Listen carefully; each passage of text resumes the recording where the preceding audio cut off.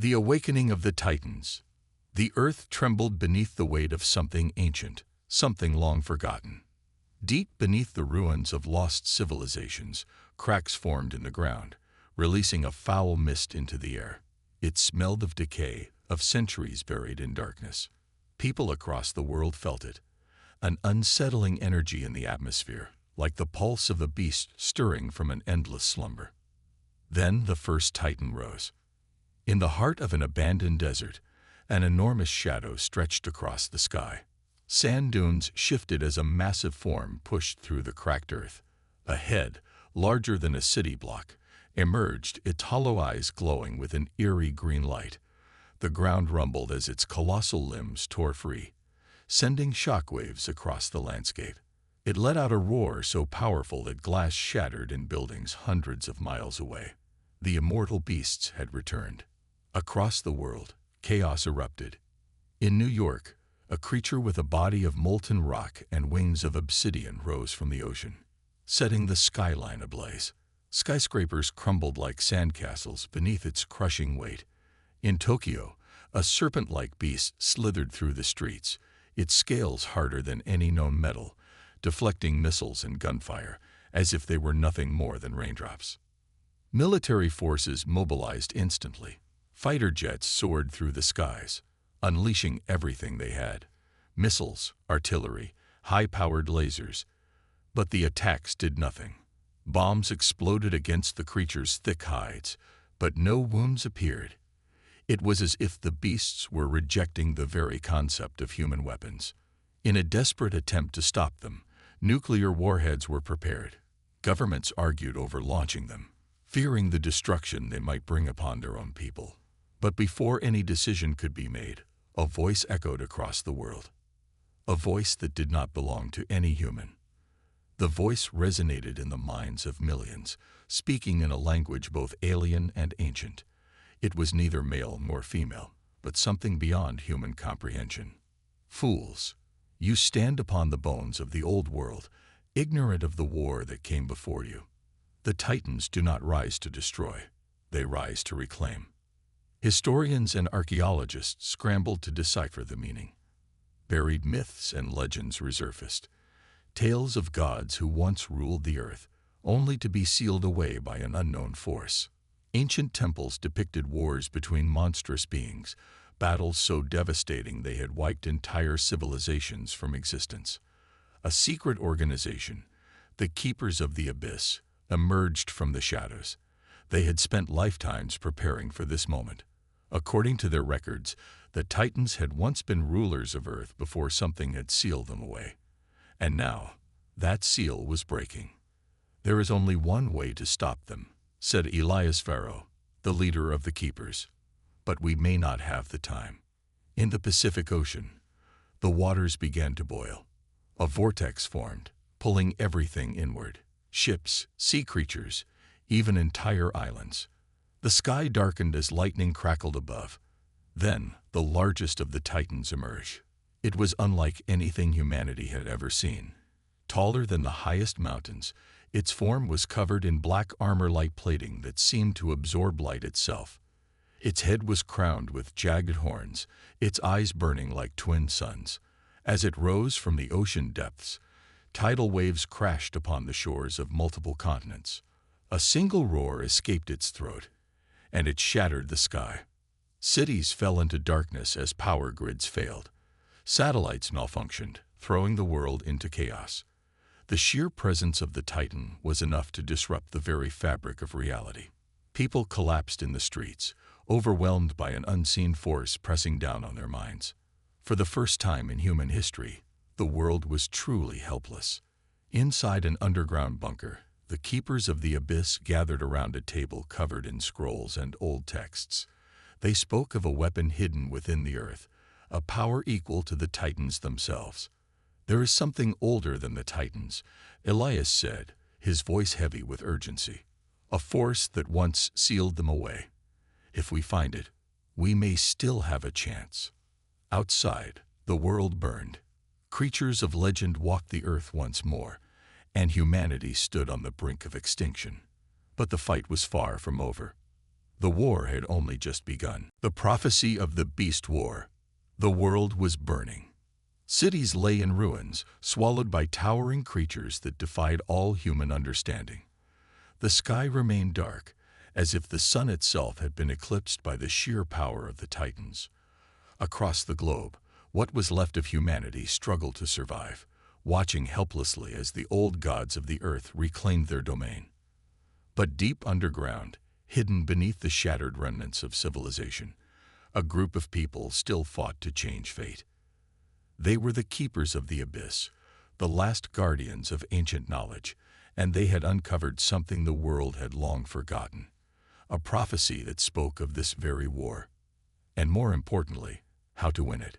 In a secret underground facility, far beneath what was once the city of Cairo, a group of historians, scientists, and warriors gathered around a massive stone tablet.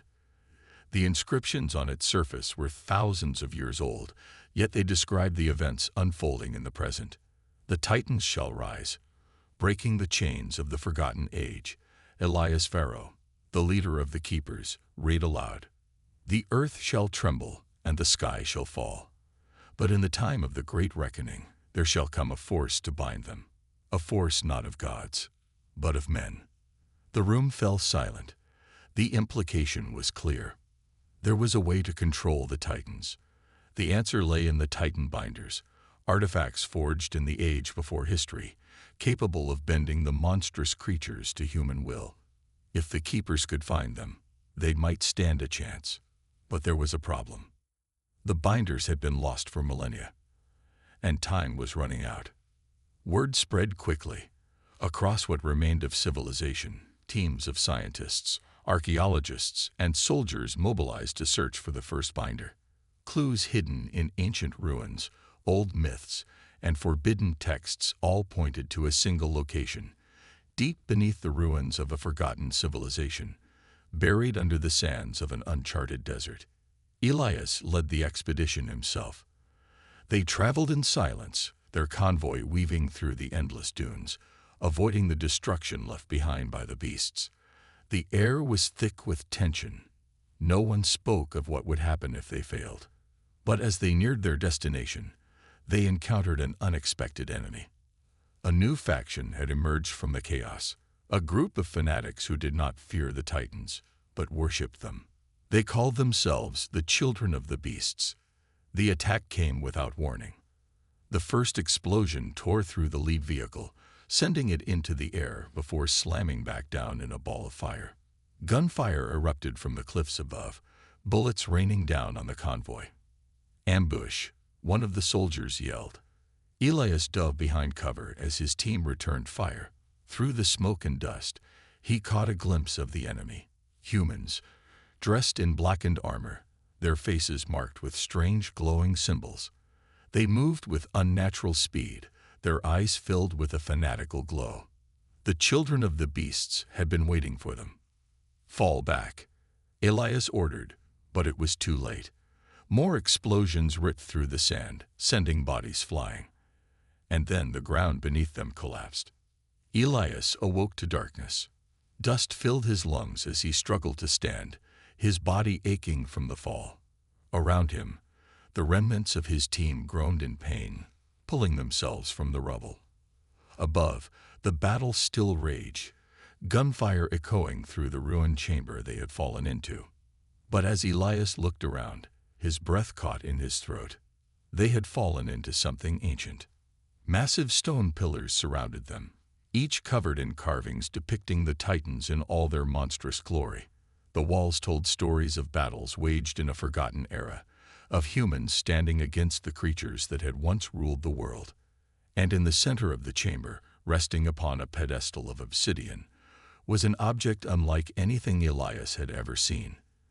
The first Titan binder.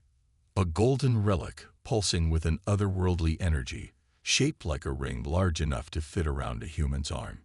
Strange symbols flickered across its surface, shifting as if alive.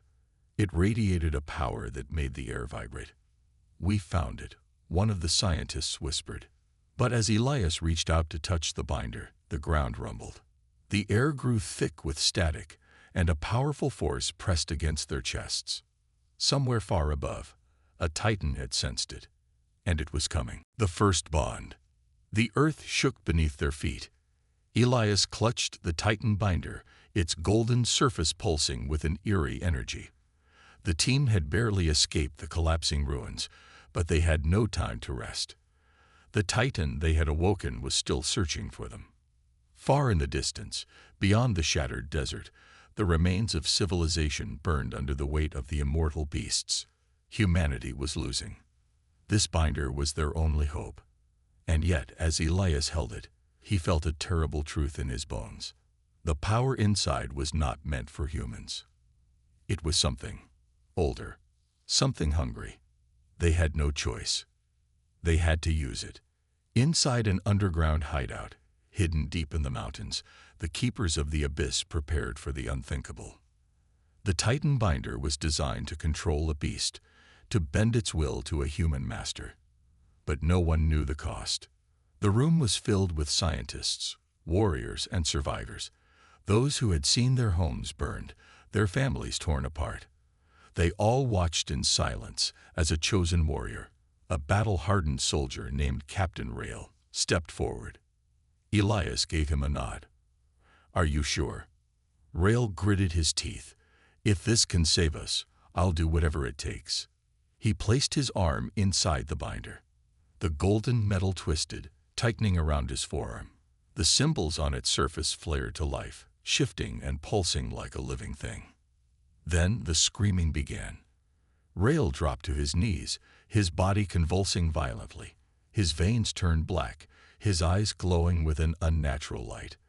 The entire room filled with an unseen force, something ancient, something monstrous. Outside, a titan stirred. The massive beast, a colossus of stone and fire, turned its head toward the mountain base. It let out a low growl, shaking the very sky. The binder was working. For the first time in history, a human had touched the mind of a titan. But something was wrong. Rail's screams grew louder, his body thrashing as if something inside him was fighting back. The symbols on his skin began to burn, twisting into unnatural shapes. His voice changed. It was no longer human. The titan's eyes flared. Then it attacked. The mountain trembled as the beast let out a deafening roar. Massive claws ripped through the stone, tearing apart the hideout like paper. People screamed as debris rained down, crushing everything in its path. Rail's body convulsed one last time before he collapsed, lifeless. The titan binder detached from his arm. It had rejected him. Elias grabbed the artifact, his mind racing. Fall back. Everyone, get to the tunnels. But it was chaos. The titan's massive limbs crashed through the base, fire and rubble swallowing entire squads. The Resistance's greatest hope had turned into their greatest disaster. Then, amid the destruction, a voice called out. "Stop!" The sound echoed through the burning ruin, cutting through the madness. The air itself seemed to tremble.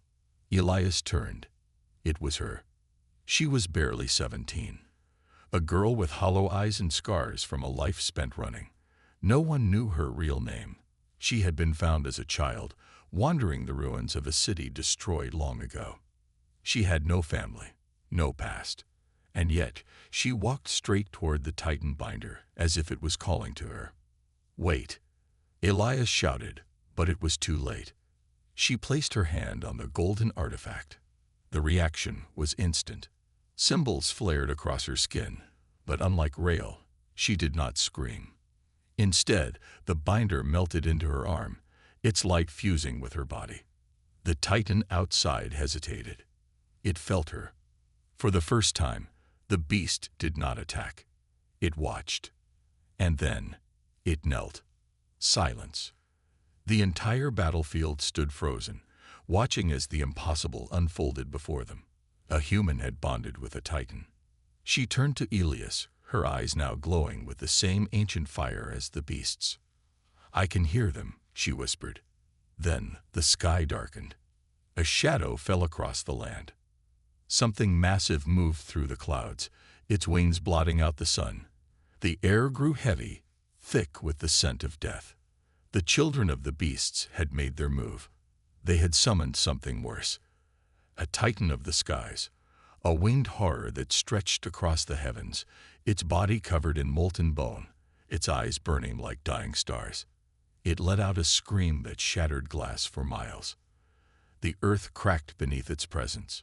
Even the titan that had knelt before the orphan took a step back. This was no ordinary beast. This was something older, something beyond time. And it had come to destroy them all. The orphan clutched her arm, where the binder's symbols still glowed. She looked at Elias. "What do I do?" Elias stared at the incoming nightmare, his voice barely above a whisper. "You fight." The sky turned blood red as the titan of the skies descended. The orphan took a deep breath, her body shaking. Then the symbols on her skin shifted. They burned brighter, spreading across her entire body like living fire. And then something impossible happened. Her flesh began to change. Her hands elongated, her eyes burning like the titan's.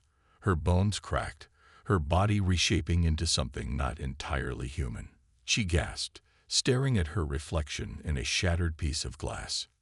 She was becoming something else, something like them. Elias took a step back. "What are you?" The orphan clenched her fists. And for the first time, she felt power. The war was no longer just between humans and titans. Now something new had entered the battlefield. Something neither human nor beast. The walls shook as an unearthly roar filled the chamber. Sand rained down from the ceiling, and the air turned heavy, as if the world itself was holding its breath. Then, through the cracks above, a pair of glowing eyes appeared.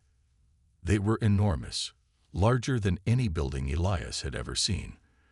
They burned with the same green fire that had marked the other titans, but there was something different about them. This one was intelligent. It knew what they had found, and it was not pleased. The team scrambled to escape, but it was too late. A massive claw, covered in stone-like plating, crashed through the ceiling, reaching for the binder.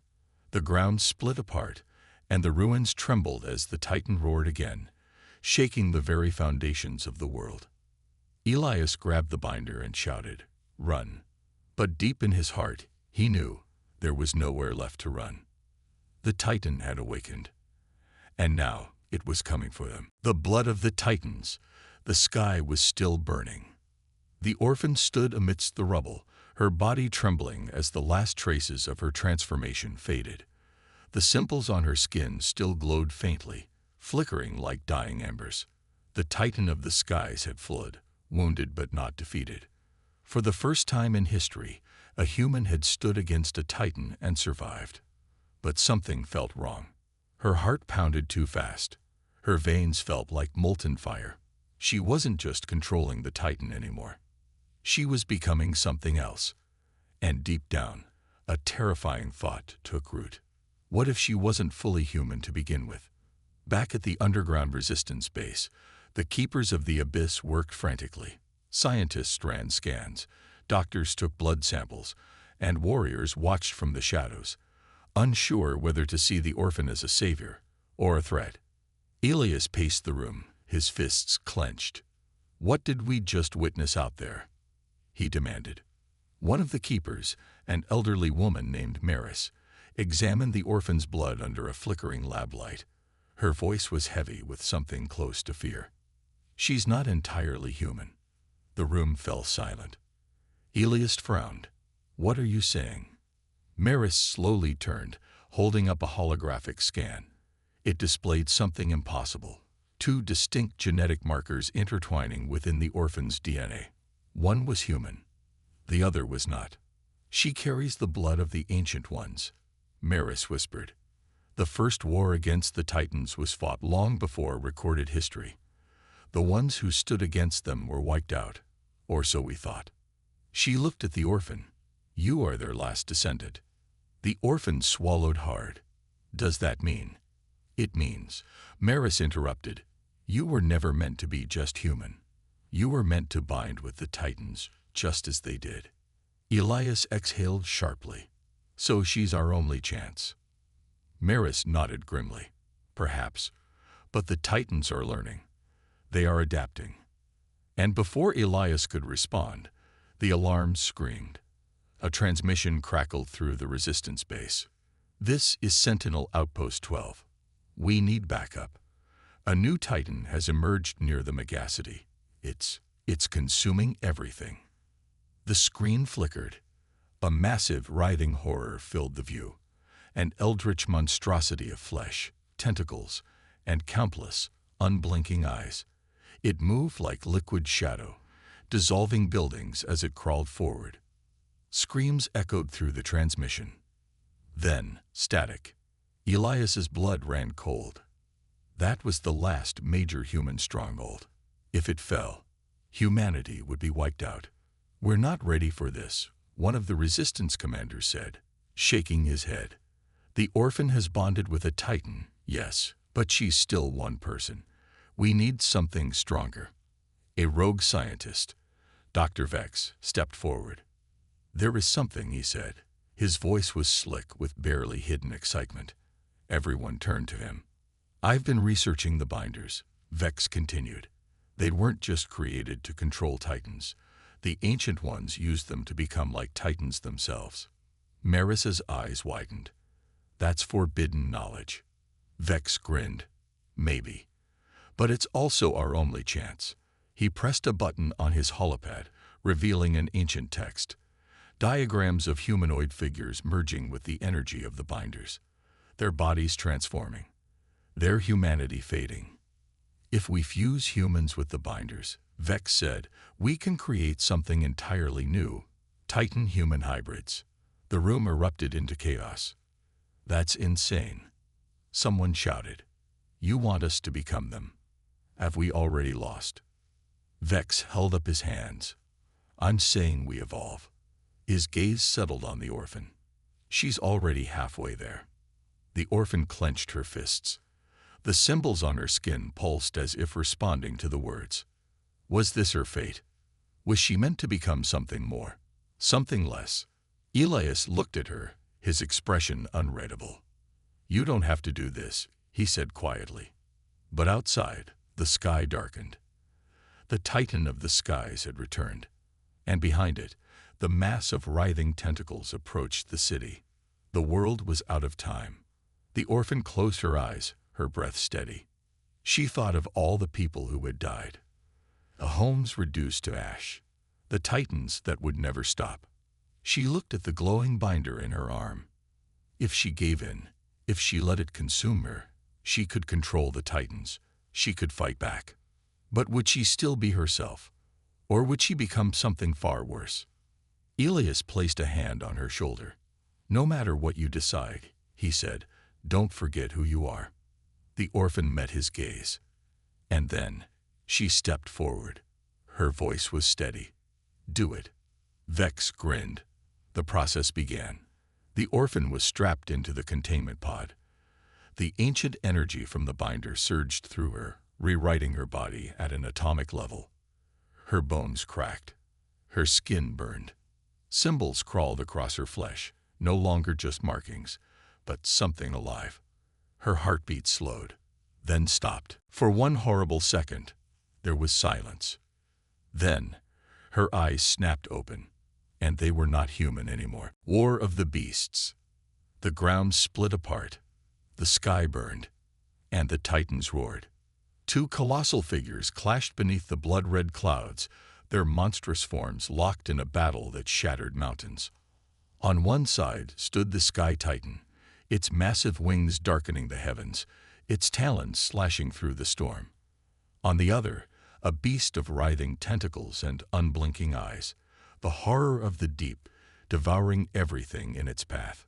For the first time in history, the war was not between humans and Titans. It was Titan against Titan, and at the center of it all stood the orphan, no longer just human, no longer just herself. She had become something more. She was the first Titan-human hybrid, and she was about to lead humanity's final war. The orphan stood atop the Sky Titan's head, her body glowing with the ancient symbols of the binder. She could feel the Titan's power, its rage, its hunger for battle. With a single thought, she commanded it to strike. The Sky Titan's wings snapped open, sending hurricane-force winds across the battlefield. It let out a piercing cry, diving toward the horror of the deep. The monstrous beast screeched in response, its tentacles lashing out, tearing apart buildings, leveling everything in its path. Humans were nothing but ants beneath their battle. Elias watched from the resistance base, his voice hoarse as he shouted orders. Get every remaining unit out of the city. Evacuate now. They'll never make it in time, Maris said grimly. Elias clenched his jaw. Then we hold the line. Across the battlefield, hidden among the ruins, the children of the beasts knelt in a ritual circle. Their leader, a woman cloaked in shadow, raised her hands toward the burning sky. We have been betrayed, she hissed. The Titans are meant to rule, and yet a human dares to command them. Her followers chanted in unison, their voices merging into a terrible ancient hymn. We shall awaken the Great Devourer. The ground trembled, the air froze, and from the deepest chasms of the earth, something stirred. A hole split open in the center of the battlefield, an endless abyss of swirling darkness. From within, a massive form began to rise. It was not like the other Titans.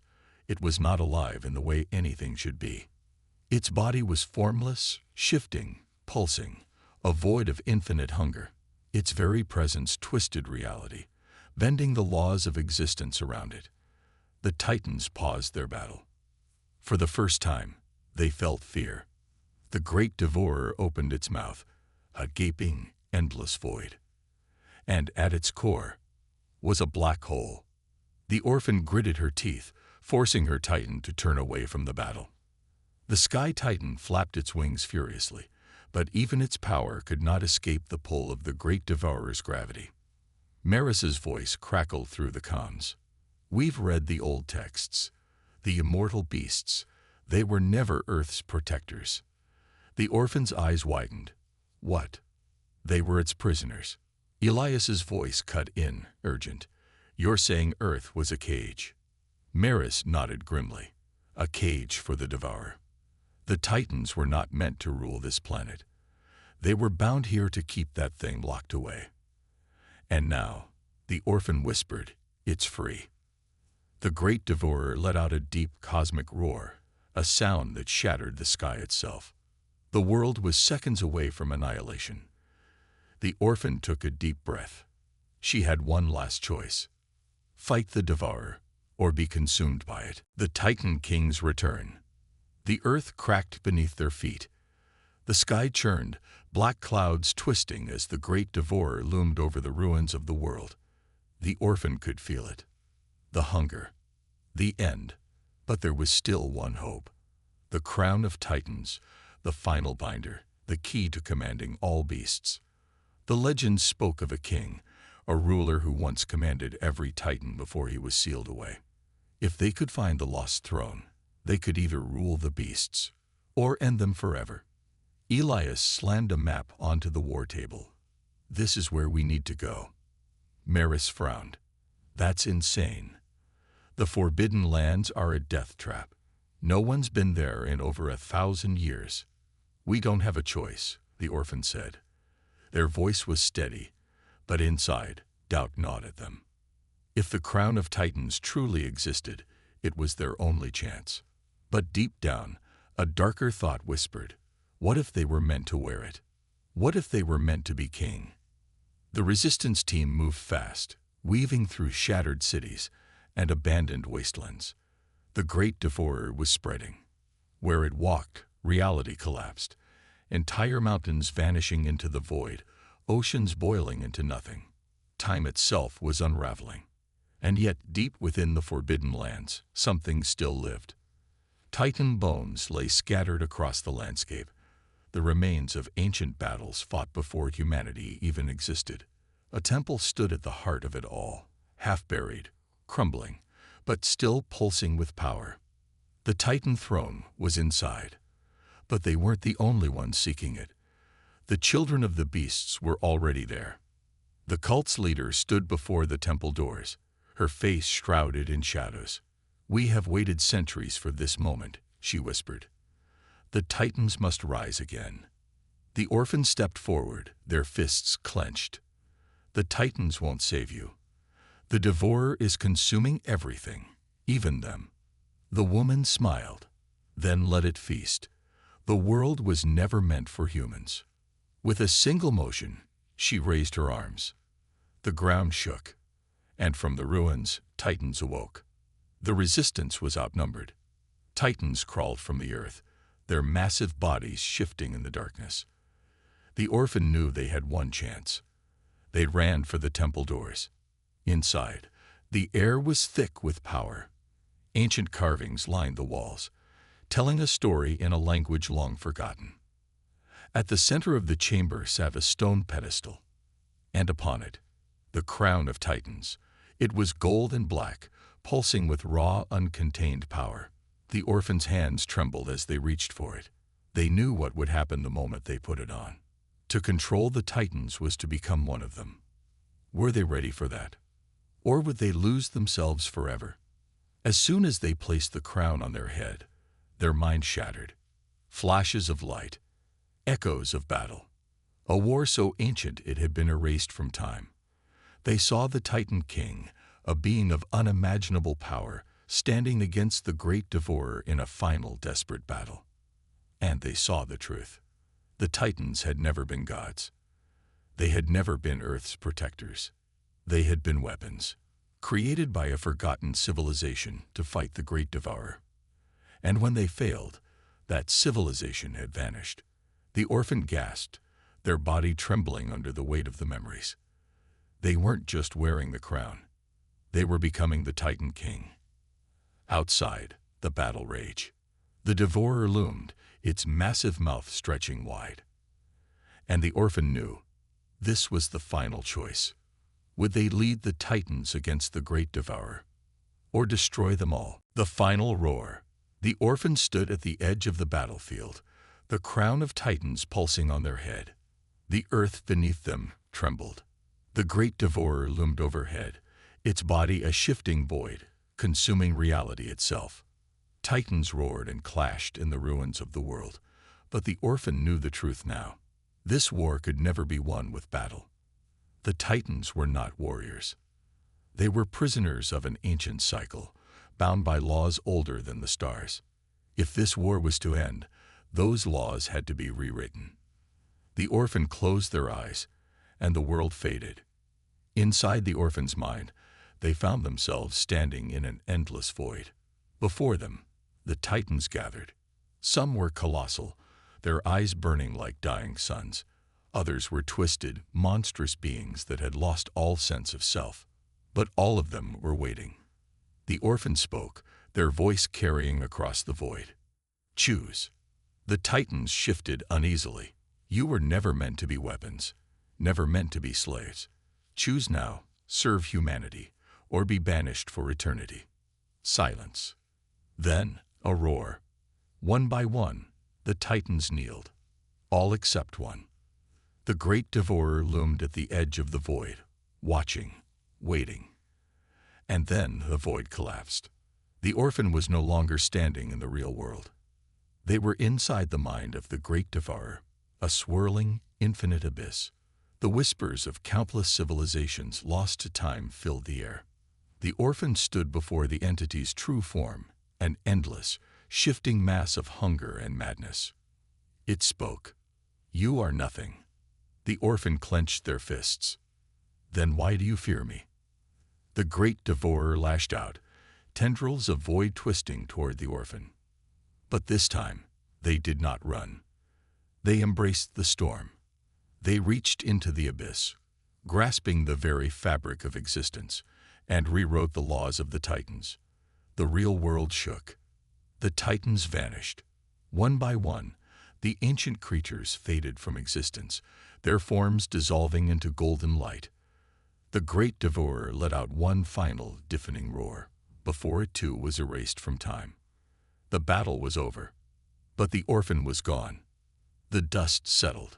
The world was silent. The Titans were no more, and the orphan was lost to the void. Maris stood among the ruins, staring at the empty battlefield. "No," she whispered, "it can't end like this." Elias knelt beside her, his voice hollow. They were the only one who could stop it, and they did. Maris looked up at the sky. It was clear now.